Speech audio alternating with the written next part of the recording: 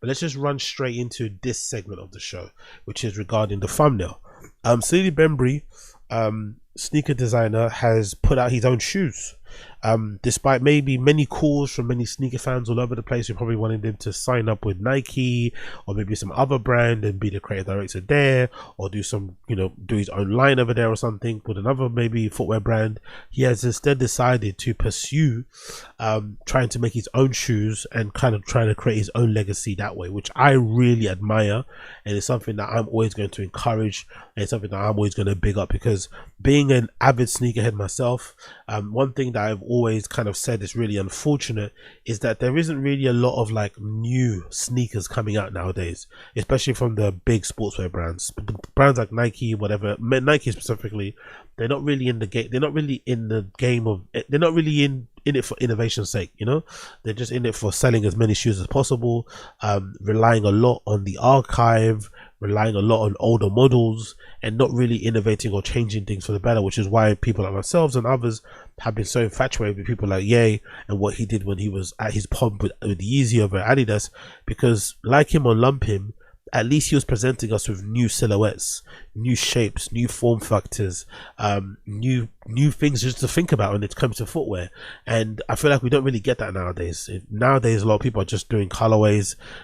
Obviously, there has been a little bit of a development nowadays in terms of some people having the ability to maybe go in the archives and pluck a particular retro that hasn't got any light and bringing that back to life. But again, it's still a retro. It's still a retro. A big indictment, I feel like, with the lack of innovation is always the sneaker of the year list. The sneaker of the year list on from Complex or even from Nice Cakes, wherever it is, I feel like is indicative or is reflective of just how boring the sneaker industry is in general, because most of the shoes that are in the top 10 sneakers of the year at the end of the year are usually retros. There's very rarely new silhouettes or new shoes. There's very rarely brands outside of the big three or whatever that are in the top 5. It's just the same old faces, the same old shapes, the same old form factors again and again and again. And I'm not sure about you guys, but when I came up, buying sneakers, when I first got into collecting sneakers, all that malarkey, and being a quote unquote sneakerhead, it wasn't ever about having Jordan 6 infrareds. It was about having a well-rounded collection of sneakers, whether you had Diodoras, whether you had Mizunos, whether you had Reeboks, whether you had Elysees, whether you had fucking Lacoste shoes, Puma shoes, Umbros, Nikes. It was never, and even if you had just Nike shoes, it was never about buying the bait ones. It was about, I don't know, discovering some like unhidden fucking ACG, like trying to make the mock look good, trying to make fucking the Lavar High look good, the whatever else look good. It wasn't about just having the same silhouettes. And nowadays I feel like, being a sneakerhead it's the same old shoes. Jordan 1s, 2 acceptable Air Maxes nowadays are what? The 95 and I don't know, the Air Max 1, Air Forces. It's like the same shapes. There's not a lot of people with, like, even nowadays, even collections, most people's collections are pretty shit. It's just the same old hype limited edition stuff you see on all the big sites and stuff. There is a lot of innovation. There's not a lot of change, not a lot of freshness. So you have to big up Salehe Bembury for at least trying to do that. You don't get points just for trying. It still has to look good, and I personally think they look good. I know there's got a lot of hate online. People haven't really been rating these shoes, but I really love them. So let me show you what they look like. So big up Salehe Bembury. Salehe Bembury made these new shoes, his namesake brand. The shoes, is the brand called Salehe Bembury or is it called Sponge? No, the shoe's called Sponge, and this model is called the Osmosis, I think, if I'm not mistaken. I think the brand name is Sponge and the model itself is Osmosis, so it's not even his name. No name, no nothing there. So the brand name is Sponge and the model is Osmosis. And I really like them. I really do like them because they look very, it's a distinctive model, form factor, design wise. Immediately when you see them, you know it's a Salehe Bembury shoe. Without the fucking fingerprint thing, wherever, you can just immediately tell. I think the same way you can tell with Jar Tips' fucking colorways and stuff, you can immediately tell that's a shoe that he kind of worked on. I think with his design language, you can immediately tell this is something that Salehe Bembury designed. It's kind of got some little carryovers of what he's done with Crocs, which I think again is a good indication of why it's probably so important for some of these, I won't say smaller brands, but the brands who are not the big ones, the big three and shit, or the big two in Adidas and Nike. it's really important that those brands exist, because I think they give designers, they give creatives an opportunity to try things out at their level that can then inform the other things. And weirdly enough, even though a lot of these brands have non-compete clauses and shit and don't allow people to, you know, if you design for Adidas, you're probably not allowed to design for another competitive brand for another fucking 7 years and shit. I think it's really dumb, because if anything, it all kind of goes hand in hand. If you got the deal to work with Adidas on a particular shoe and you killed it, it would then be to Nike's benefit or to Adidas's benefit if they let you go and do a shoe with Nike, because it'll only make the Adidas shoe hyper as well. It'll make people want to buy the Adidas shoe too. It'll make people buy a Nike shoe too. It won't negate the other. I don't know why the companies do that. They don't really understand that it all helps tell a story. It all helps to kind of push products in the same place. So it is good that these smaller, the brands underneath have that ability to let these creatives like Salehe Bembury, like Jay Tips, like I mentioned, do things, or like Joe Freshgood, sorry, do things like this. Because I feel like what he learned working with Crocs, what he learned working with what's the brand that he did before? Is it Merrell? The other kind of outdoor hiking shoe, it kind of is giving me vibes of that. I kind of feel like all the stuff that he learned from designing a shoe from the ground up, working at Crocs and working at these other brands that he's worked with, have come to inform this particular shoe. Like, we probably wouldn't have got such a polished, well finished product like this if he didn't have the opportunity to work on those things. And the same thing goes for my guy fucking John Geiger. I think the reason why John Geiger stuff looked the way it does is because all those years that he spent, you know, making fucking checked shoes and shit, you know, custom fucking Nikes, which then kind of go to inform your design process and refine what you do when you then end up going to make your own original silhouette. And the other thing I like about it too is that this could probably look a lot more digestible if it had a traditional midsole, if that makes sense. The fact that he's got this like really bulbous, protruding, kind of like, you know, lumpy outsole, midsole type of thing going on, which is already done before, but still, you know what I mean, it's kind of got like a little bit of a boaty U-y type of shape here. It's not traditionally as kind of maybe flat as maybe your regular kind of midsole would be. I think it's what people kind of throws people off a little bit. I think if you just had like a quote unquote, like if you took like the midsole of a New Balance 991 and put this on that, I think most people will be into it. They'll be like, oh my god, it's not too bad. But because it's got this sort of a midsole and outsole, it makes it look a lot more challenging than it probably is when you put it on your foot. So I think this shoe is going to probably age. It's going to age well. It's going to grow into people in the same way the Juniper grew into me when I first saw it. I fucking hate the Juniper. And over time, you're like, you know what? I see what he was kind of doing with his shoe. And if you style it in a particular way or whatever, it works. And just in general too, it's just something different than what you see out there. You know, you just want something a little bit different. And you're kind of getting it with this particular shoe. So I really do like what he's done here with the mud guard. The panels are interesting, the way he's done them. I don't know if that's neoprene, and they kind of look like they've got this like invisible seam on them, which I think is they're usually kind of glued. There's not a lot of stitching going on there. So I wonder if that's done on purpose. There's not a lot of stitching overall on the shoe. It looks like it's mostly kind of glued, most of the components, most of the parts, like the mud guard and the toe unit. There are some stitching bits here on the ice day, or maybe the toe box here that's got stitching, but most of it is kind of like hidden. I kind of like that. I'm also a big fan of the logo. I think, I'm not gonna lie, maybe he would disagree, but I think if you got a chance to design your own shoe from the ground up, one of the hardest things to do is the fucking logo. What to do with the logo? Because Nike and Adidas have got such a prominent, amazing branding in their logos, and it's so ingrained in your head. It's very hard not to just copy what they did. Like, what do you do to the side of your shoe? If you, which is why I think Kanye was really clever, or when he was obviously doing his Yeezy line at Adidas, where for the most part I don't think he had any branding. I think in the beginning Adidas trying to basically force him to have some branding, where he'd have these like 3M stripes that would sit underneath the side mesh of the shoe, so you couldn't actually see it if, you know, the what you call it, no one shone a light on the 3M stripes, but there wasn't any kind of overt obvious branding. So it must be really hard when you start a new footwear brand to be like, okay, cool, what's my logo? Where do I put that logo? Do I give the logo, do I make the logo look like a shooting star, so it looks like a Nike thing? Do I make it kind of go, you know, right across so it looks like an Adidas thing? Do I really enlarge it so it looks like a New Balance N? You know, it's kind of tricky what to do. But I think that kind of splash logo, I think that looks really good. I think it works because it's kind of playful. It looks kind of like it looks kind of yeah, it looks playful. It looks spongy. If that makes any sense, it's something, you know. It's kind of like it kind of looks like if you got like some clay in your hand and you or what's that thing that kids use where you squeeze it and all the bits kind of protrude out of the gaps in your hand. That's what it kind of reminds me of, right? A little bit. I don't know what that squeegee ball is, or maybe it's a thing you give dogs. It's that thing you push it and it kind of comes. So it gives me that sort of vibe. I do like that he's gone with this particular look on it because he probably could have, when it comes to the lace day area, he probably could have done what Ye did with the fucking 350, right? Or even what John Geiger did. Even John Geiger, that's what he clever did. So I think there are, when it comes to shoes nowadays, right? People don't usually tend to do what they used to do back in the days, like in the 80s or 90s, where you'd have like a separate tongue. Usually the tongue is like connected to the sock liner, which I think is what's happening here. I think this bit here probably goes down to the bottom, similar to like an Hirachi. I don't know why people do that nowadays. There's probably a reason for it. But when people design newer shoes, there's rarely newer shoes that are like done in the traditional, like think about a New Balance 574, just that tongue, you know, like a nice nylon tongue. They don't do that.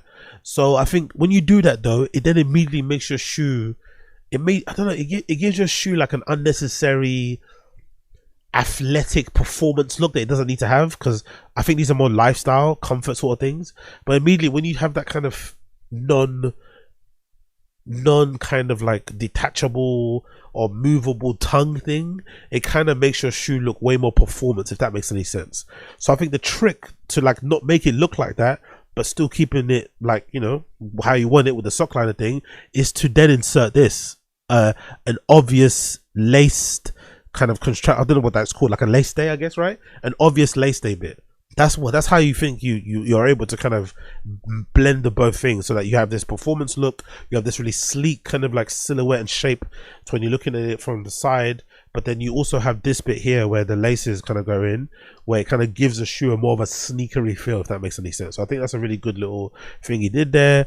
I also love the little pull tab or the little hang tag here that says Sponge as well. The lace loop at the back is a nice touch because, you know, obviously it's function, but it's also a nice touch in terms of pop of color when the other colorway is coming forward. The sock lining matching the underneath of the tongue is a good touch as well. And I also like the back of the heel, the back of the midsole here. You got these really big, like wider, I guess, holes that kind of expose this spongy technology foam, I guess, on the midsole, which kind of make it look like air bubbles. I quite like that. I quite like how the bigger holes are at the back, so it kind of makes it look like an air bubble.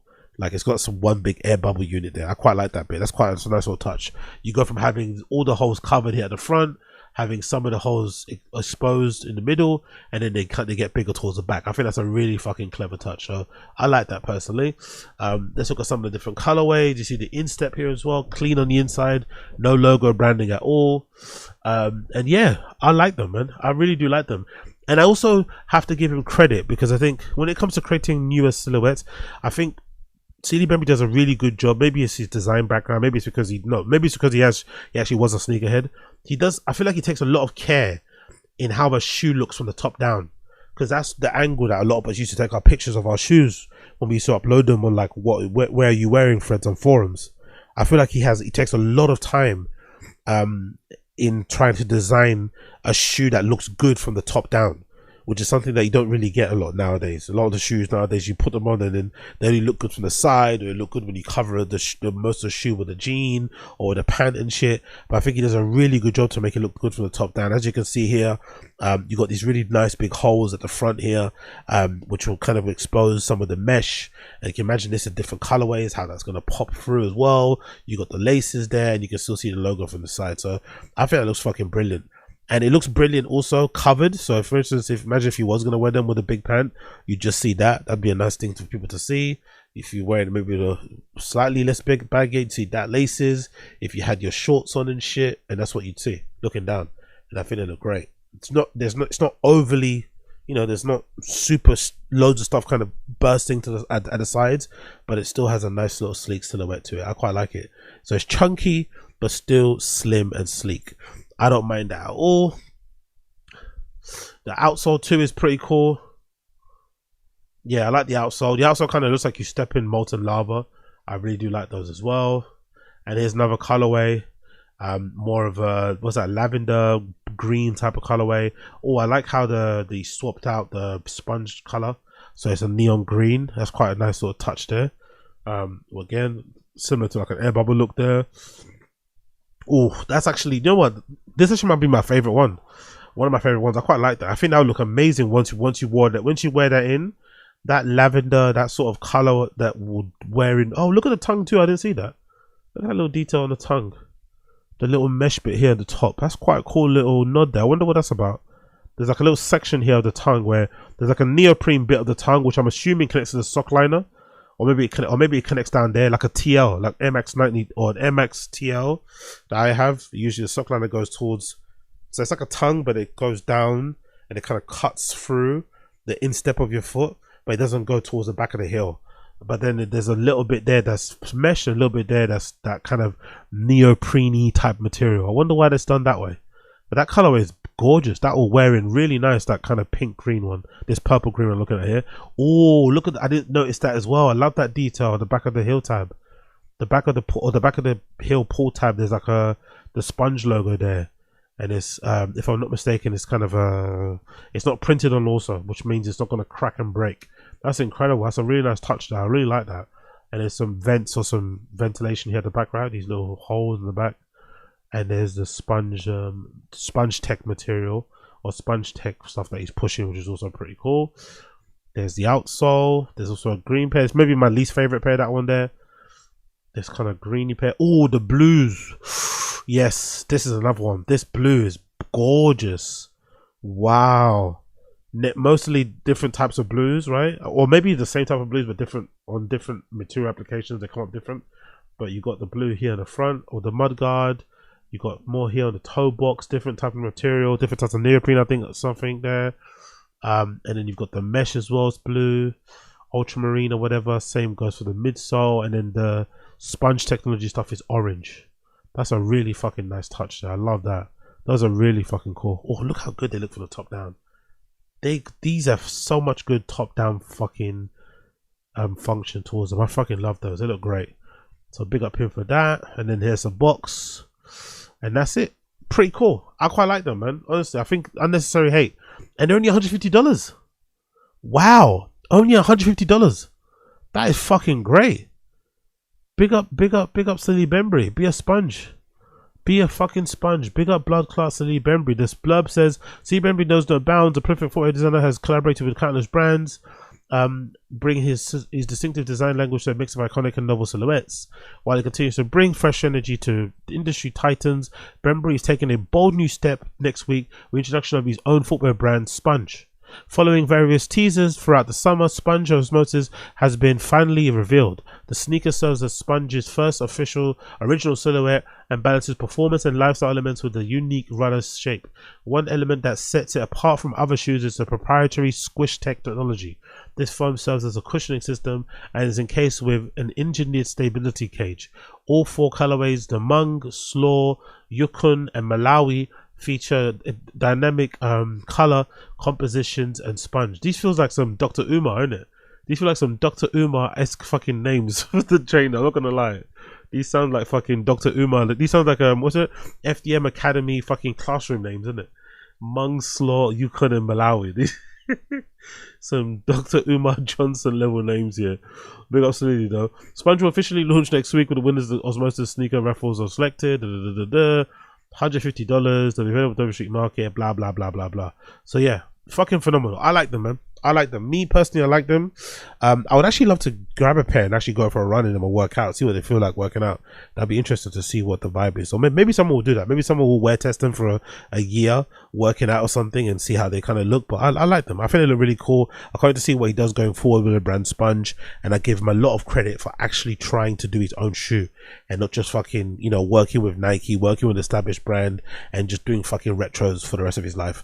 He does retros still, colorways wise, but original shoe, when he gets the opportunity, do so. It's fucking phenomenal. I love it. I love it. I love it. Big up Salehe Bembury. Big up blood clot Salehe Bembury.